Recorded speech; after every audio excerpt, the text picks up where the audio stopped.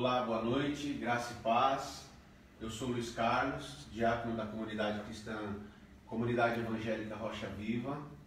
Nós estamos em mais um culto de doutrina online e você é o nosso convidado.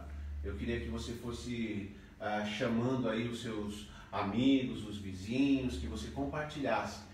Entre agora, copia esse link e compartilha no seu WhatsApp, no Facebook, chama lá os irmãos, manda uma mensagem para aqueles irmãos que não estão assistindo, porque hoje, mais uma vez, Deus vai falar com você. Eu peço a sua gentileza para entrar em sua casa, em nome de Jesus, para trazer uma palavra abençoada ao seu coração. Com muita satisfação. Nós vamos fazer uma oração antes e depois nós vamos entrar na nossa palavra de hoje. Em nome de Jesus. Obrigado, meu Deus, pelas tuas misericórdias. Obrigado, meu Deus, pela tua graça. Obrigado, meu Deus, pelo teu favor. Obrigado, meu Deus, pelo teu Espírito Santo. Obrigado, meu Deus, porque até aqui o Senhor tem nos guardado, até aqui o Senhor tem nos abençoado. Obrigado, meu Deus, pelo dom da vida. Que esta noite venha ser uma noite de transformação, de aprendizado, de conversão de almas e de arrependimento. Que eu diminua e que o Senhor apareça e que o Senhor venha falar segundo a tua vontade. Em nome de Jesus, amém. Nós somos da comunidade evangélica Rocha Viva, como eu já falei, né? E como nós não estamos tendo nosso culto presencial, nós não estamos parados, estamos trabalhando online. Nós estamos estudando o livro de Romanos, tá? Nós estamos estudando o livro de Romanos, nós vamos estudar todinho, são 15 capítulos aí, 15, 16 capítulos que nós vamos estudar todinho até o final, e cada ministração dessa nós vamos falar sobre um capítulo. São 16 capítulos e hoje nós vamos estudar o capítulo 3. Mas antes eu gostaria de relembrar o que nós estudamos, né? O que nós aprendemos no capítulo 1, que foi ministrado pela pastora Simone, aonde ali no capítulo 1, de uma maneira bem clara, o apóstolo Paulo, inspirado pelo Espírito Santo, ele mostrava que todos os gentios, aqueles não judeus, eram escravos do pecado. No capítulo 2, que eu ministrei a semana passada, nós aprendemos, o apóstolo Paulo voltou para os judeus e falou: e vocês? Por que vocês estão falando dos gentios? Vocês também são escravos do pecado. Ele explica, e aí ele explica o porquê disso. Ele começa a falar por que os judeus são escravos do pecado. E então não há distinção entre grego e judeu, conforme o capítulo 1 e o capítulo 2 de Romanos. E no capítulo 3 ele explica o porquê disso. Nesse capítulo de hoje que nós vamos estudar, nós vamos entender por que tanto gentio como judeu são escravos do pecado, né? Todo ser humano tem uma natureza pecaminosa e que o instiga ao pecado e ao mal. Disso resulta que todos são culpados e estão sob condenação divina. E qual é a solução de Deus? Nós vamos estudar e entender hoje também para essa situação trágica. Nós vamos estudar isso também. E aí eu falei de judeus e gentios. Nós ministramos na semana passada qual é a diferença de judeu e gentio. Gentio é todo aquele que não é judeu, que não é da nação de Israel, né? Todo aquele que não era da nação de Israel era considerado gentio. Agora vamos trazer isso para os nossos dias. Vamos contextualizar para os dias atuais, né? Vamos falar assim, entre aqueles que se dizem cristãos, aqueles que se dizem que creem em Deus e aquele que não crê, aquele que não tem não frequenta a igreja, no sentido, nesse sentido que eu quero falar. Eu quero dizer para você que conforme o capítulo 1 e capítulo 2, tanto aquele que está na igreja, como aquele que não está na igreja, ele, de uma forma geral, ele é escravo do pecado. Só há uma diferença entre aquele que está em Cristo e aquele que não está em Cristo. Veja que eu falei, não aquele que está na igreja e aquele que está fora da igreja. Eu falei aquele que está em Cristo e aquele que não está em Cristo. E é isso que nós vamos entender. Eu gostaria que você abrisse a sua Bíblia em Romanos capítulo 3 e ao mesmo tempo você vai compartilhando. Vai compartilhando. Abre a sua Bíblia aí em Romanos capítulo 3. Nós vamos começar a entender isso, né? Aí o apóstolo Paulo, ele ministrou, falou sobre gentios, capítulo 1, capítulo 2, ele falou sobre os judeus e deixou os judeus tudo assim, peraí, e aí? E aí ele inicia o capítulo 3 perguntando, qual é, pois, a vantagem do judeu? Se o judeu, ele é tão pecador quanto um gentio. Aí ele continua no versículo 1 do capítulo 3. Ou qual a utilidade da circuncisão? Lembra que nós falamos que a circuncisão era um sinal de um pacto que Deus fez com a nação de Israel. Eles cortavam o prepúsculo do órgão genital dos meninos, dos homens, como sinal de uma aliança que ele tinha com o povo de Israel, como sinal de purificação também. Aí ele pergunta ainda, ele pergunta, qual pois é a vantagem do judeu e qual a utilidade da circuncisão? Aí ele responde, muita em toda a maneira, porque primeiramente as palavras de Deus lhe foram confiadas. Primeira vantagem, a palavra de Deus foi confiada. Pois que, se alguns foram incrédulos, a sua incredulidade aniquilará a fidelidade de Deus? De maneira nenhuma, sempre seja Deus verdadeiro e todo homem mentiroso. Como está escrito, para que sejas justificados em tuas palavras e vences quando fores julgados. E se a nossa injustiça for causa da justiça de Deus, que diremos? Porventura será Deus injusto, trazendo ira sobre nós? De maneira nenhuma. De outro modo, como julgará Deus o mundo? Mas se pela minha mentira abundou mais a verdade de Deus para a glória sua, porque sou eu ainda julgado também como pecador? E porque dizemos, como somos blasfemados, e como alguns dizem que dizemos, façamos males para que venham bens, e a condenação desse é justa. E aí o apóstolo Paulo ele começa a mostrar para os judeus assim, aí os judeus começam assim, então quer dizer que não tem benefício nenhum o fato de eu ser judeu? Não, não é que não tem benefício. O judeu ele tem um privilégio. E o privilégio, o principal privilégio, a vantagem do judeu é que Deus escolheu, é que Deus chamou dentre todos os povos. A vantagem do judeu é que Cristo descende de Abraão. Mas esta vantagem não anula a necessidade do judeu crer que Jesus Cristo morreu na cruz por ele. Privilégio é uma coisa, necessidade é outra. O judeu sem Cristo não é nada. Não existe vantagem a não ser presunção, legalismo barato e incredulidade. E aí eu quero contextualizar para os dias de hoje. É sempre importante a gente trazer para os dias de hoje, trazendo para essa questão, né? Eu sou pecador? Eu sou pecador. Eu sou cristão? Sou cristão? Sim. Aí eu vou falar igual o mineiro costumo falar, né? Mesmo. A gente percebe uma pessoa, quando uma pessoa é cristã, pelas atitudes dela. E são as atitudes dela que revelam o caráter de Cristo na vida dela. O judeu sem Cristo ele não é nada. E quanto à utilidade da circuncisão?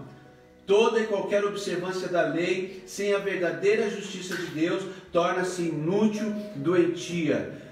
Cristo é, na verdade, a única vantagem do judaísmo. O novo Moisés, o Deus dos patriarcas e profeta revelado em Cristo. Ou seja, os judeus do tempo de Paulo, eles viviam uma vida legalista. Mas o fato deles viverem uma vida legalista não anulava o que Abraão fez, o que Davi fez, a fé que Abraão tinha, Jacó tinha, Israel tinha em Deus. Não anulava. O erro de um não anula a fidelidade dos outros. E nós vamos entender a seguir o que Deus fez e qual que é a verdadeira lei.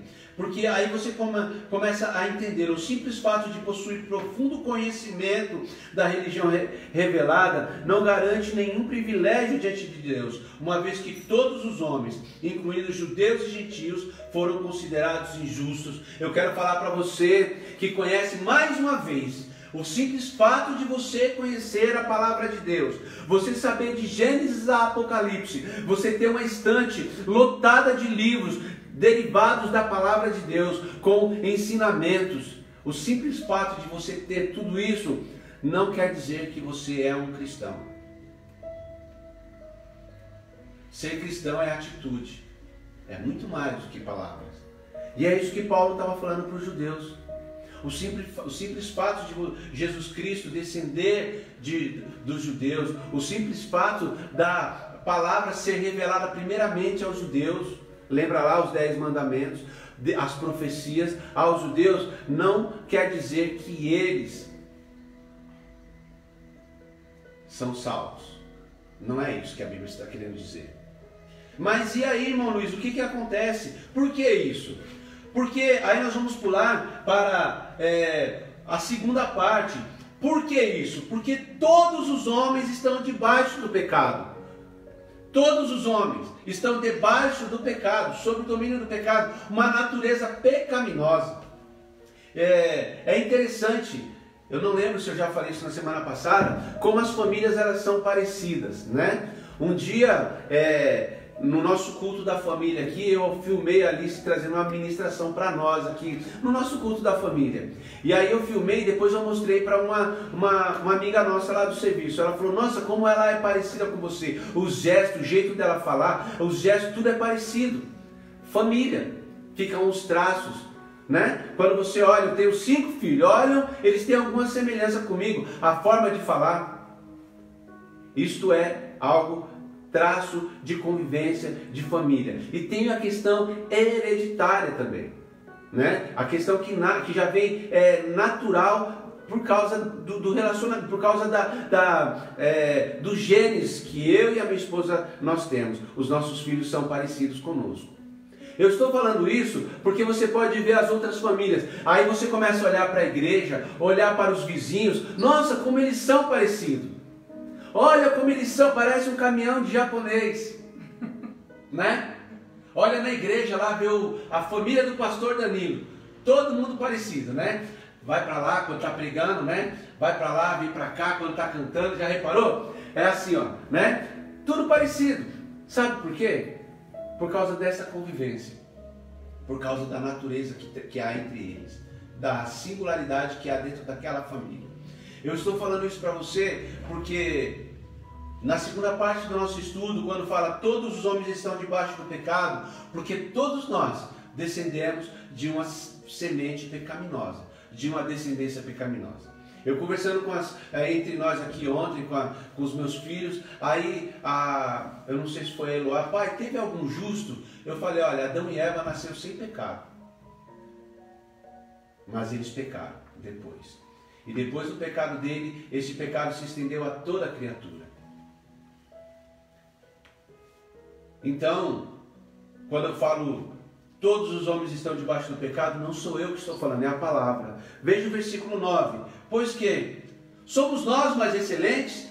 Paulo, judeu, falando para os judeus. Ei, então quer dizer que nós somos mais excelentes porque nós somos judeus? Ei, aí eu vou trazer para cá de novo. Ei, nós somos melhores porque nós falamos que somos cristãos, porque somos batizados nas águas, porque a gente toma ceia, porque a gente vai no culto. Ei, será que nós somos mais excelentes?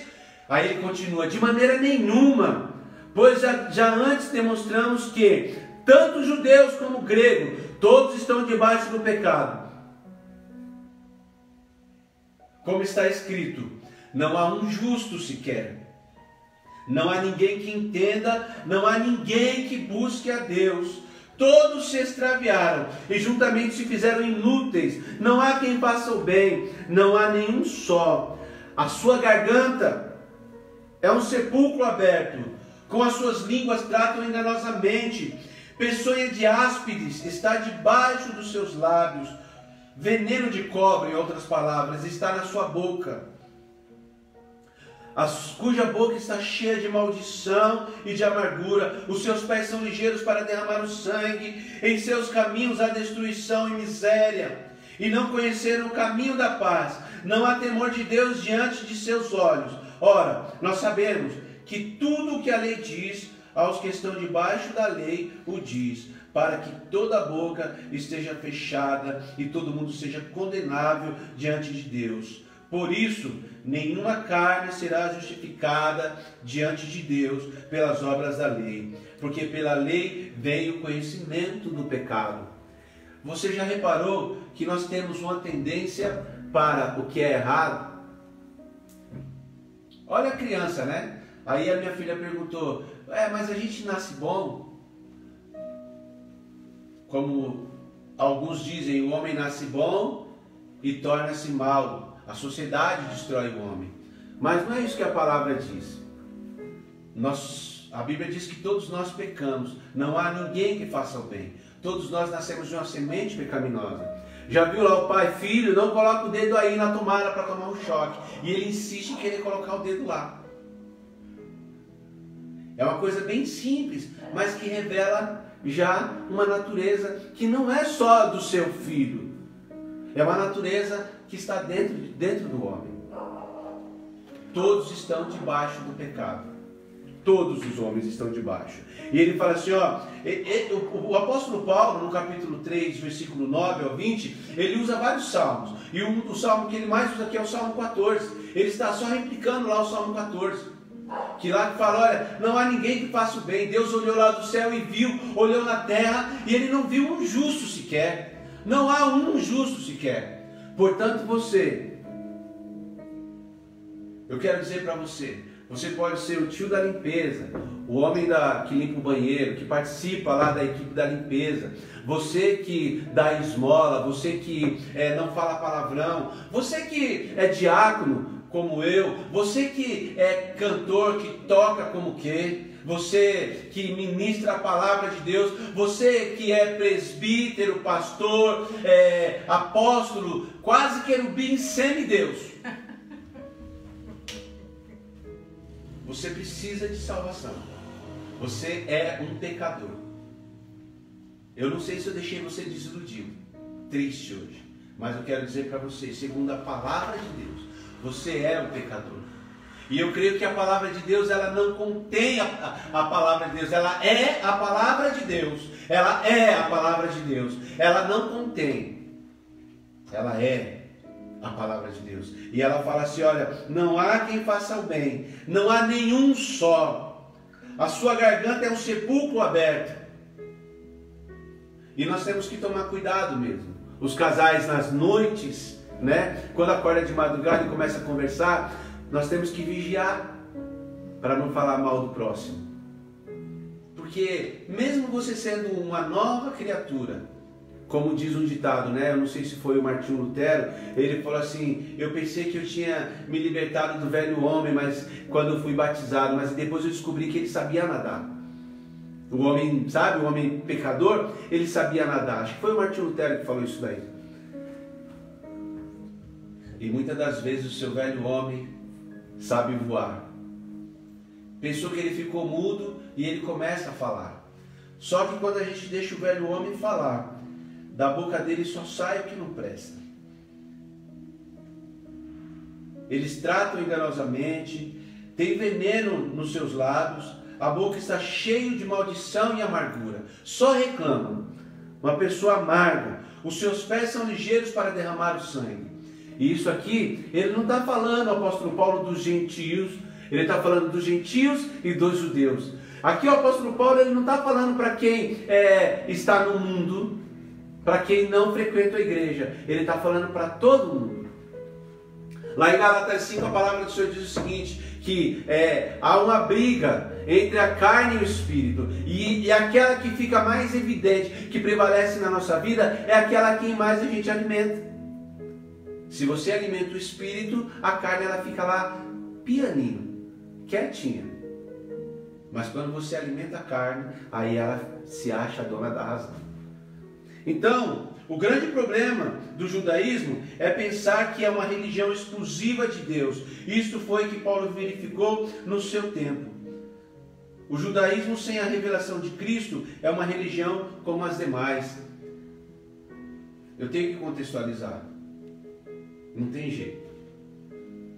Os judeus, eles tinham esse orgulho realmente. Quando você lê, eles tinham raiva de Jesus, porque eles eram legalistas e eles valorizavam tanto o templo, os dogmas, eles adoravam tudo aquilo ali, as festas, as roupas que eles usavam, eles tinham uma vaidade extremada. E muitas das vezes nós, como os cristãos, nós temos uma vaidade exacerbada, uma exaltação exagerada à nossa religião, a ponto de discriminar os outros. Eu não consigo entender de outra forma esta palavra, eu não sei. Entendeu? O Deus Criador e sustentador de todas as coisas, quer visíveis, quer invisíveis, não faz acepção de pessoas, etnias e culturas, e até mesmo crenças, dado que todos os homens foram considerados por Ele injustos e merecedores de condenação. Até você.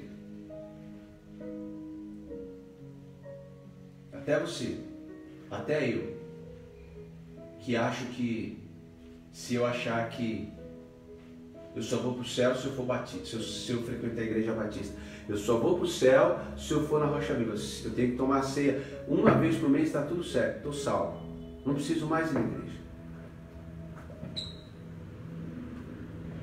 Todos pecaram. Salmos 14 repetindo: o Senhor olhou dos céus e olhou para a terra e viu, Ele não achou um justo sequer. Então ele começa falando aqui, explicando por que todos eram depravados, porque todos os homens estavam debaixo do pecado. Deus condenou todos debaixo do pecado. Toda a terra está submetida ao pecado. E o que fazer? Aí Deus, na sua grande sabedoria, Ele entrou com a sua gloriosa provisão, a justificação pela fé em Jesus Cristo. Olha aí, abre comigo no capítulo 3, versículo 21. Olha só como que é um cronológico negócio. Paulo, ele começa a mostrar o pecado dos gentios. Aí depois ele começa a mostrar o pecado dos judeus. E depois ele começa a falar assim: então, diante de tudo isso, todos são pecadores. E ele começa a falar: olha, não tem um justo, vocês são pecadores. Mas tudo bem, há uma saída. Romanos 3, 21 a 31. Mas agora se manifestou sem lei a justiça de Deus, tendo testemunho da lei e dos profetas. Isto é, Romanos 3, 21, agora o 22. Isto é, a justiça de Deus pela fé em Jesus Cristo para todos e sobre todos os que creem, porque não há diferença. Os judeus, eles pregam e eles ainda creem, muitos creem ainda, que a salvação é pela lei, seguem a lei. Não comem isso, não bebem aquilo, não trabalham esse dia, não trabalham aquele dia. Todas as festas eles cumprem rigorosamente, religiosamente. Pronto, estou salvo. Antigamente pecava, eles sacrificavam um cordeiro, uma pomba, segundo a necessidade, a condição financeira de cada judeu da época. Mas essa lei, ela só condenava mais eles. E aí Jesus Cristo veio. Em Jesus, aí o versículo 22 fala: a justiça de Deus é pela fé em Jesus Cristo. E o versículo 24, versículo 23: porque todos pecaram e destituídos, separados, distantes, afastados, estão da glória de Deus. Tem outro texto da Bíblia que fala o seguinte: que todo aquele que se aproxima de Deus tem que ter fé. Todo aquele que quer se aproximar de Deus, ele tem que ser santo, porque o nosso Deus, ele é santo. E por que todos estão separados da glória de Deus? Porque não há santidade neles, ao qual Deus propôs para propiciação pela fé no seu sangue. Propiciação para apaziguar, tirar a ira de Deus. Jesus Cristo, ele morreu quando ele foi crucificado na cruz. Toda a ira foi derramada sobre ele. Toda a iniquidade, todo o pecado foi derramado sobre ele. Ele apaziguou a ira de Deus. Lá em Isaías, um texto diz o seguinte: olha, as mãos de Deus não estão encolhidas, os seus olhos não estão fechados para que não veja o homem. Aí ele continua: mas as vossas iniquidades causam separação, os seus pecados causam divisão entre vós e o vosso Deus. Porque o nosso Deus é santo. Jesus Cristo falou: sede santos, porque eu sou santo. Eu sempre brinco de santista, mas não tem nada a ver. É ser de santos, porque o santo no sentido de ser puro, verdadeiro, ser diferente. E é esta a justiça que Deus colocou. E é esta a lei. Sendo justificados gratuitamente pela sua graça, pela redenção que é em Cristo Jesus. Agora o versículo 25. Ao qual Deus propôs para propiciação pela fé no seu sangue, para demonstrar a sua justiça pela remissão dos pecados dantes cometidos sobre paciência de Deus, para a demonstração da sua justiça nesse tempo presente, para que ele seja justo e justificador daqueles que têm fé em Jesus. Onde está logo a jactância? O orgulho é excluída. Por qual lei? Das obras? Não, mas pela lei da fé. Concluímos então que o homem é justificado pela fé sem as obras da lei. A única lei que existe hoje, que pode te levar à salvação, é a fé em Jesus Cristo. Irmão Luiz, como que eu faço para ir para o céu? Para ser salvo, para livrar-me das garras do inimigo. Qual que é a lei? Crer que Jesus Cristo é o Salvador. Mateus 16:33, aquele carcereiro perguntou para Paulo: e agora o que faremos? Ele falou: crê no Senhor Jesus Cristo e será salvo, tu e a tua casa. A única lei. Jesus, ele aboliu todas as leis, todos os dogmas, e em Jesus Deus colocou a única lei, é a fé em Cristo Jesus. Não é que Jesus aboliu assim, não há mais lei. Mas qualquer coisa que você faça por si só não te traz salvação. A salvação é só pela graça, pela fé em Cristo Jesus. A salvação é graça, um favor imerecido, porque pela graça sois salvos por meio, qual que é a lei? Por meio da fé. Efésios 2:8. A justiça de Deus pela fé. A fé é a única exigência de Deus para o processo de justificação. É por esta razão que aceitar pela fé a justificação de Deus em Cristo é ir contra toda a racionalidade do pecado e contra toda a estrutura do pensamento do mundo. Vamos raciocinar. Vamos voltar à questão do farol. Quando você para no farol, você está sendo salvo do quê?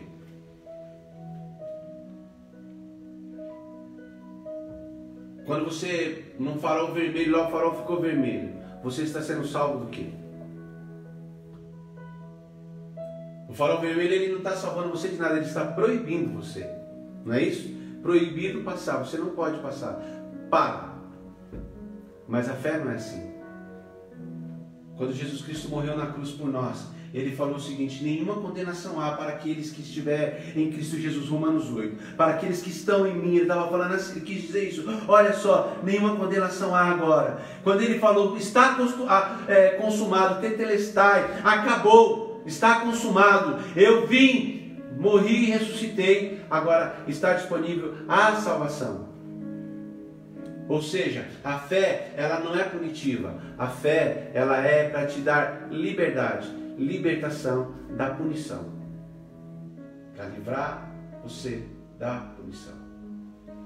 Então, quando eu leio aqui que o método da justificação de Deus é a cruz, e quem pode contra essa decisão se não aceitá-la a fé, pela fé, ou seja, crer na amorosidade de Deus. Aqui foge toda a racionalidade. Teve um grande pensador, eu nem sei dizer o nome dele, não vou falar o nome dele. Ele falava o seguinte: a fé e a razão, elas andam juntos. Chega a determinado momento que a fé, a razão, ela não consegue mais ir. Ela não tem capacidade de ir. E a fé vai mais além. A fé, ela vai em lugares que a razão não alcança. A fé, ela chega em lugares aonde a razão não alcança. A fé, e é só fé, é necessário. Mas não é qualquer fé. É fé em Jesus Cristo. O João 3,16, porque Deus amou o mundo de tal maneira que deu seu Filho unigênito, para quê? Por que Deus deu seu Filho unigênito? Para que todo aquele que nele crê, que crê em Jesus, tenha vida eterna. Aí ele continua: quem crê nele será salvo, quem não crê já está condenado. Lembra que eu falei que a fé é para livrar você da condenação? Porquanto não creu no único Filho, no unigênito Filho de Deus.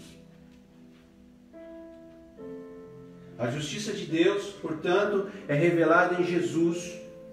Esse é o fundamento da fé. O fundamento da nossa fé é Jesus Cristo. Jesus Cristo ressurreto. Essa é a justificação. Nós somos justificados. Romanos 5. Justificados, pois, pela fé, temos paz com Deus. E qual é o meio? Por meio de nosso Senhor Jesus Cristo. Paulo argumenta que existe uma lei que fundamenta a fé. E qual será essa lei, senão a própria justiça de Deus revelada em Jesus Cristo? Deus aboliu os sacrifícios. Não há nada que você possa fazer por você mesmo. Não há nada que você possa fazer. Você pode ser a pessoa mais honesta do mundo, pagar todos os seus impostos. Você não precisa de um farol para você parar para alguém atravessar. Mas se você não crê que Jesus Cristo é o Senhor, morreu na cruz por você e que Ele pode te dar a vida eterna, você não está justificado. Da mesma forma que no capítulo 2, capítulo 1 e capítulo 2, há uma universalidade de iniquidade, de pecado, todos de forma universal, de forma total, está debaixo do pecado. Quando você lê o capítulo 3, você vê que Deus fez uma lei só, universal, para todas as pessoas. E lá nós já aprendemos no capítulo 2 que Deus não faz acepção de pessoas. De uma forma universal. A salvação se estendeu a toda a criatura. A única condição é crer que Jesus Cristo é o remidor, é o seu Salvador.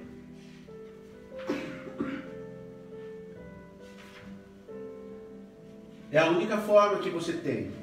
Então, quando você continua estudando o capítulo 3 de Romanos, de uma forma bem simples, a fé, ela veio não para abolir a lei.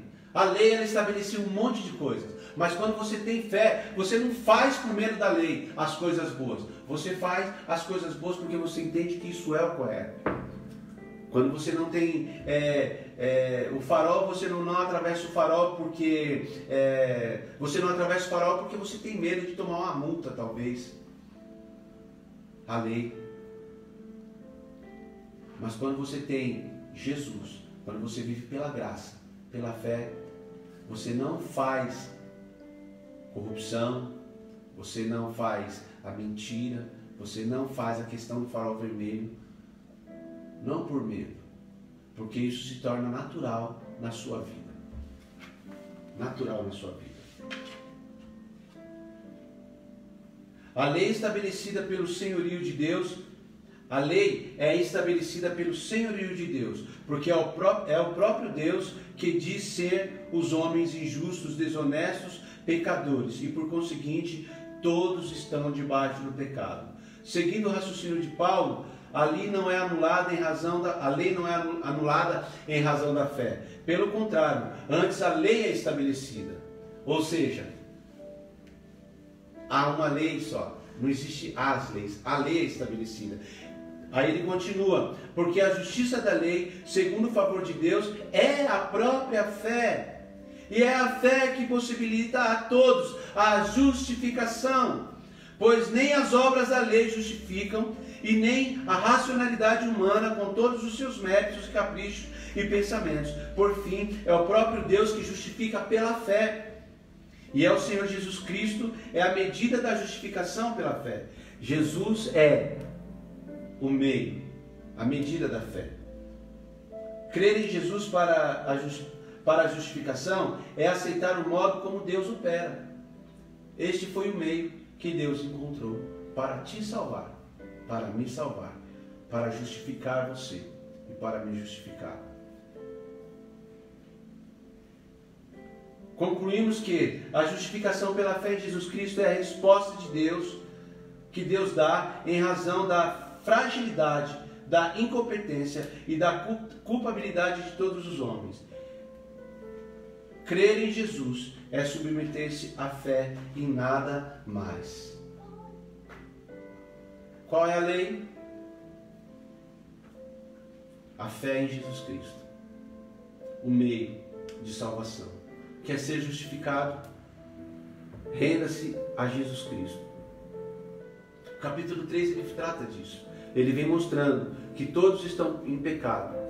Todos pecaram. E ele explica porque todos estão em pecado. O 23 já fala porque todos pecaram e eles separados estão da glória de Deus. E depois ele continua falando o que é justificação, ser justificado. E você só pode ser justificado em Cristo Jesus. E eu quero dizer para você que está nos ouvindo hoje, que esse Jesus que veio aqui, ele morreu por mim e por você. Ele está lá no céu agora, como advogado, intercedendo por você. 1 João 2. Nós temos um advogado no céu. Ele fala, se eu pecar.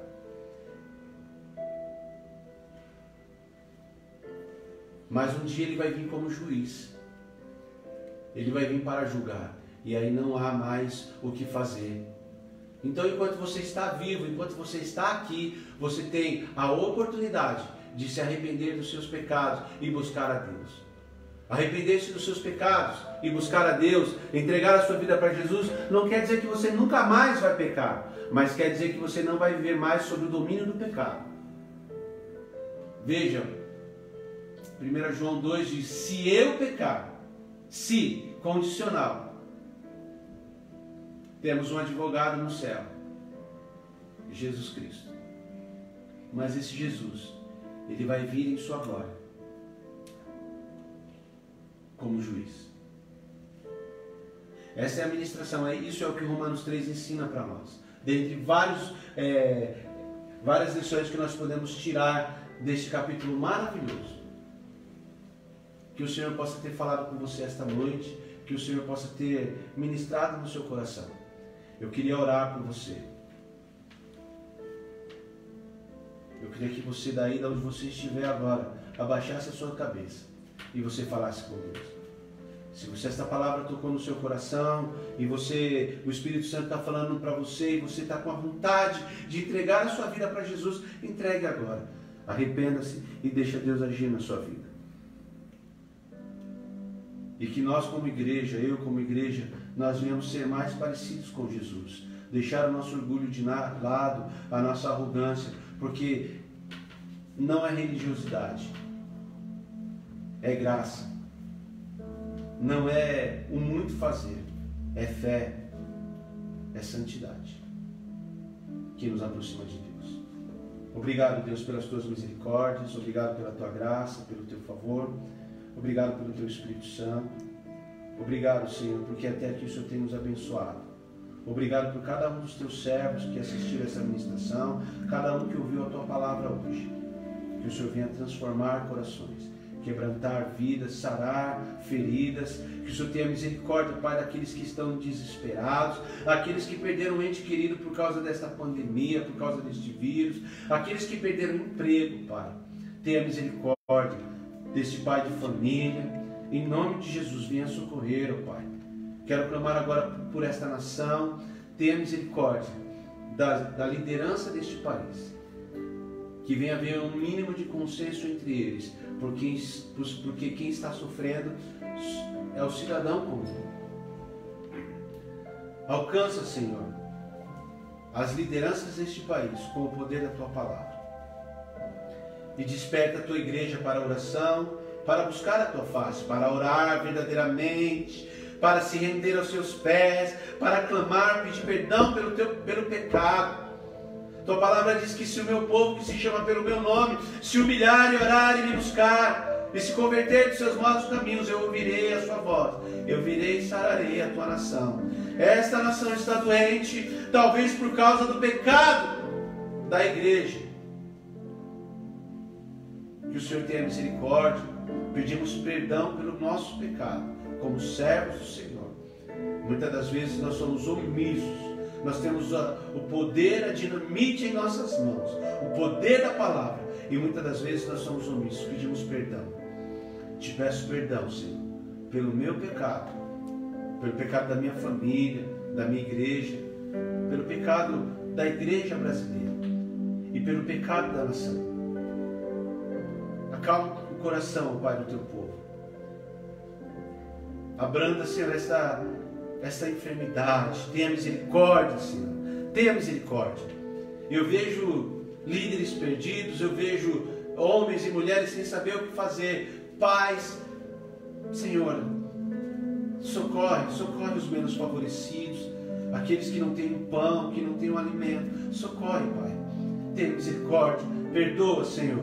Perdoa. Nós colocamos a nossa cara em pó e clamamos a tua misericórdia. Derrama do teu poder. Causa um avivamento, Senhor, neste país. Uma transformação. Um tempo, Senhor, de volta para o Senhor. Um tempo de santificação, de arrependimento. Tira o orgulho de nosso coração. Essa soberba, essa altivez que nos afasta do Senhor e afasta as pessoas do Senhor.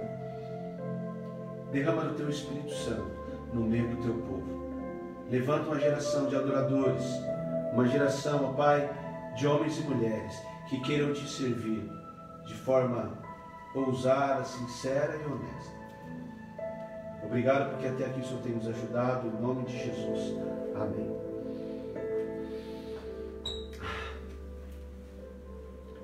O nosso país está precisando de muita oração. Nossa nação está precisando de muita oração. Muita oração. Nosso país não precisa de uma ideologia. Nosso país precisa de Jesus Cristo. Eu quero falar para você que a nossa igreja está a todo vapor, tá? Nós temos aí toda quinta-feira tem culto, às 8 horas, culto de doutrina. Domingo às 10h30 da manhã tem culto da família, culto de adoração. Sexta-feira às 20 horas e sábado às 20 horas tem coinonia. Todo dia às 17h30 tem devocional de jovens e adolescentes. Terça-feira tem culto de oração. Então tem muita coisa. Inscritos no YouTube. Eu quero pedir para você que está nos assistindo, que você entra lá no YouTube e nos ajuda. Nós estamos numa meta de atingir 1000 inscritos na página que nós temos lá no YouTube. Então entra lá, liga para o seu parente, para o seu tio, para o seu pai, para a sua mãe, lá no seu serviço, pede para o pessoal se inscrever lá no YouTube, tá? O nosso desafio, nós já estamos aí com mais de 500 inscritos e eu creio que nós podemos melhorar muito mais. Tá? Nós também temos o nosso projeto na Casa do Pai. É um projeto que nós temos que você pode ofertar o valor que você quiser. No site, ou melhor, na página do Facebook da igreja, tem o número da conta do Itaú e do Bradesco. Você não é obrigado a contribuir. Contribui segundo propôs o Espírito Santo no seu coração. Conforme Deus colocar no seu coração, você venha contribuir, tá? E é isso daí. Quero agradecer a oportunidade e agradecer a Deus. E dizer, se Deus é por nós, quem será contra nós? Glória ao Pai, glória ao Filho, glória ao Espírito Santo de Deus. Amém.